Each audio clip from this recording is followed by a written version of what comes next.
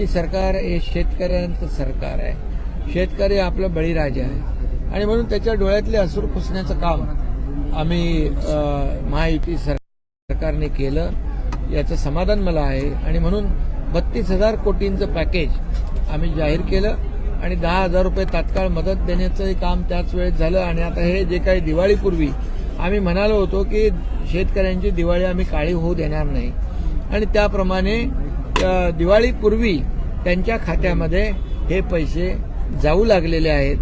आणि आम्हाला याचंही समाधान आहे की जे शेती वाहून गेली होती, जमीन खरडून गेली होती, त्याचं शेतकऱ्यांना मोठी चिंता होती.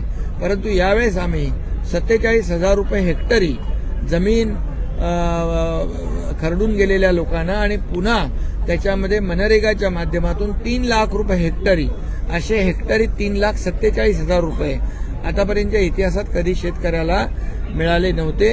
कारण ती त्याची चिंता जी खरं म्हणजे जमीन, काळी जमीन, त्याची खऱ्या अर्थाने माय आहे.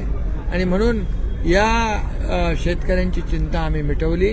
32,000 कोटी रुपयाचं पॅकेज देण्याचा निर्णय आम्ही घेतला.